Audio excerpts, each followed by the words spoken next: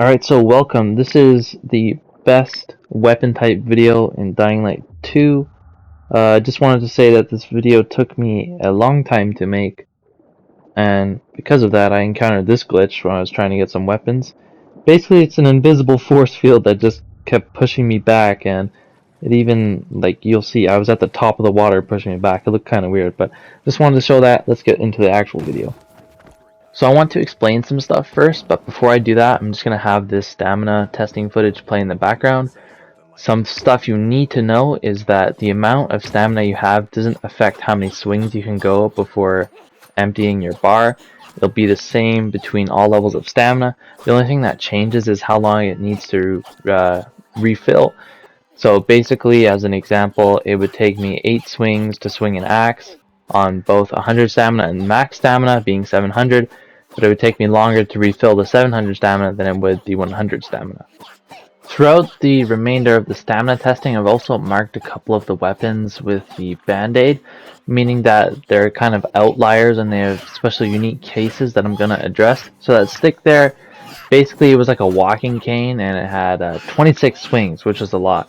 There was also this other club stick, I like to call it, that had 10 swings. So just to let you know there.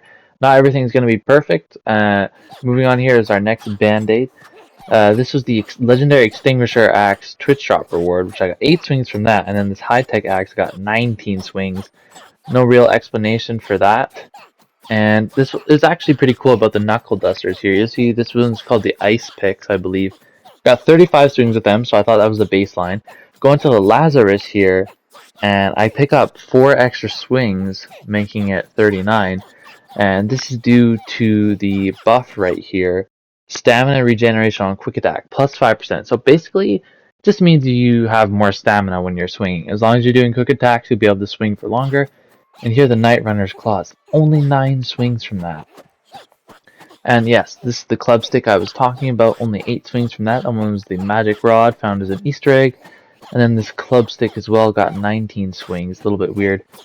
This wooden table leg got 19 swings, starting to even out. And then we get on to the long sticks here. This is a legendary baseball bat I was using. Got 19 swings from that one. Again, we're starting to even out here. The rest of the testing here, these weapons all sort of get the same, like the long sword and long stick are very similar. And then the stuff like the machete, the axe, and mace, they were all around 19 swings with something close to 14 seconds to fully empty that stamina bar. Keep in mind it's in 2 times speed, so it'll be like this actual video clip would have been 7 seconds long for the mace there. Hammer, 19 swings, which is very different from when it was low level. I believe it got way more swings when it was a low level. Next, I want to talk about the Goon Smasher here.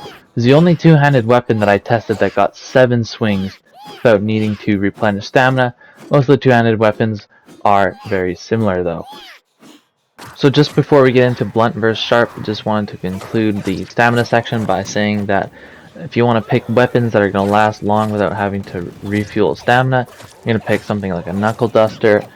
Although I haven't found like a reliable knuckle duster that does a lot of damage and that's worth using. So if you want to use a weapon and you don't like running out of stamina, then I'd use something like a machete or axe. 19 swings before having to replenish. It's pretty good. You won't have to be sitting there waiting all the time when using a two-handed weapon. And while I was doing the time to kill testing on the Demolisher, it actually sucks a lot having to wait for your stamina to recharge, especially when you're at max and it takes so long to recharge. Definitely would prefer something like a machete, not having to wait to refuel stamina that long.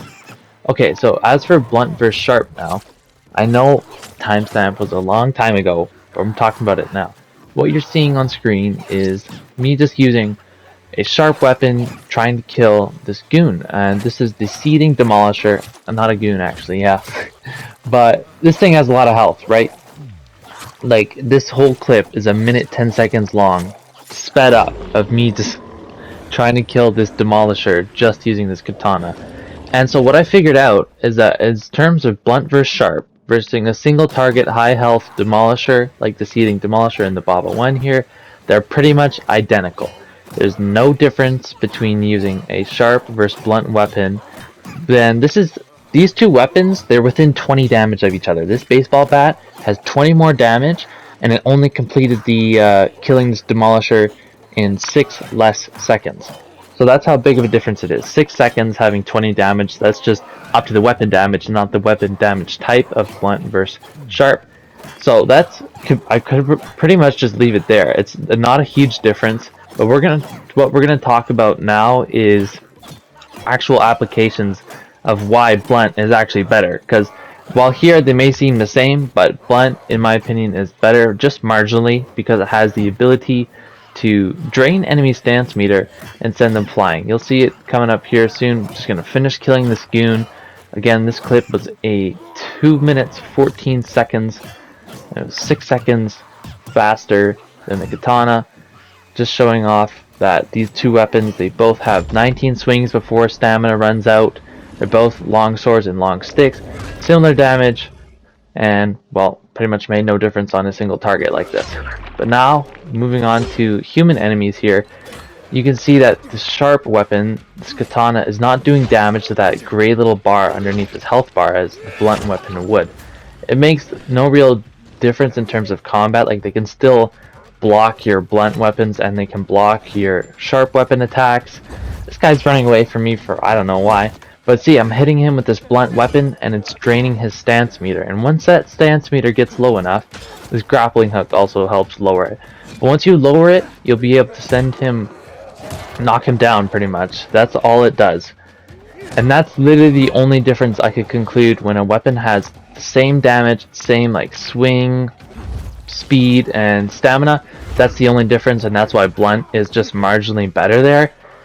As for just normal gameplay, like you can see there, I can use a blast mod to lower his stance meter. You can have that on the katana, I believe. But it doesn't really make that much of a difference for actual gameplay, though. If you wanted to min-max it, you have a nice weapon you have that's blunt. Good, you know, you have that bonus of being able to knock down enemies. But yeah, like I said, if you have a sharp weapon that does like 100 more damage, you're going to use the sharp weapon. It's not like a deal breaker. Other thing I wanted to point out is that there is like kind of, it feels different using another weapon. Like the sharp weapons kind of feel lighter and more nimble, be able to like decapitate enemies, whereas the blunt weapons, it kind of just bashes their head in. Last thing I want to talk about here is how the enemies can actually refill their stance meter, like they can regenerate it back to full. So you need to be consecutively hitting them with the blunt weapon. Also, with these weaker enemies and people, enemies like biters, basically you're just going to kill them before you even reach the end of their stance meter. So it's pretty useless in that sense. And for the heavy to moderate enemies, yeah, it actually can be pretty useful if you like hit them with the spikes off a building. But that's nothing that can't just be replicated by a simple drop kick. So again, final conclusion, it's really a negligible difference between sharp versus blunt. Just cool to have that little knockback effect after swinging with a blunt weapon.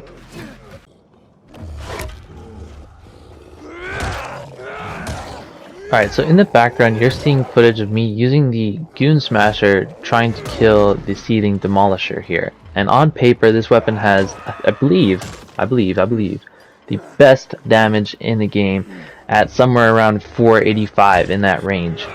So on paper, you know, whatever, you're a 9-year-old kid, oh, this weapon does a lot of damage. You're gonna pick it, and I don't know why that little kid was British anyways.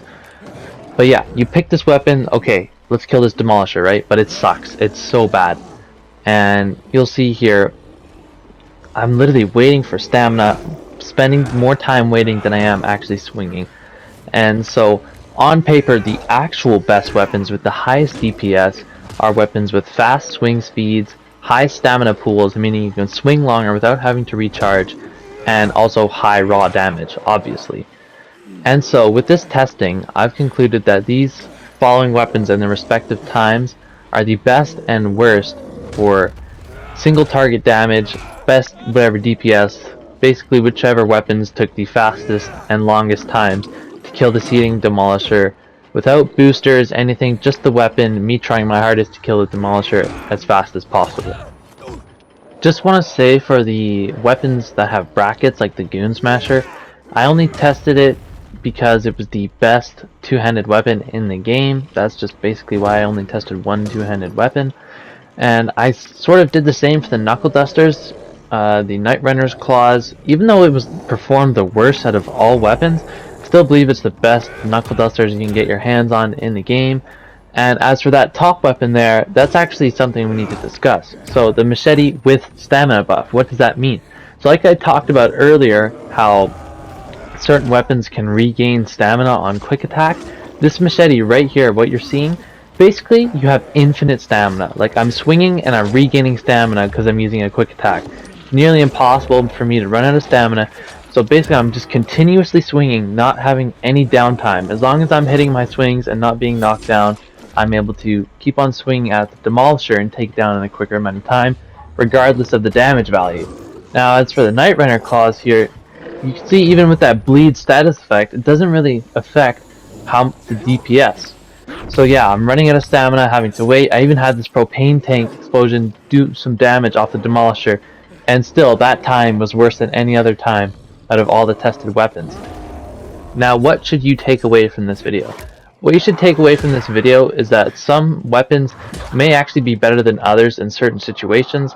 For example, if you want to use a heavy two-handed weapon to hit multiple enemies easier, then go ahead. Of course, like you can still hit multiple enemies with this mace I'm showing you. By the way, the mace is one of my favorite weapons to use actually, even though it was outperformed by the machete with the stamina buff. I liked using it, and of course I'm going to be using more of that machete with the stamina regen on quick attack. But yeah, every weapon in the game can also do this little windmill move, so if group damage is a problem, make sure you get that windmill move. Of course, yeah, you can still use the two-handed weapons, but from now on, definitely you should be consider looking at your weapons to have that stamina buff, and also use weapons like the machete and mace more often for single target damage. That's going to be it for this video though, guys. If you did enjoy it, I'm glad you did. Thanks for watching, and I'll see you in the next one.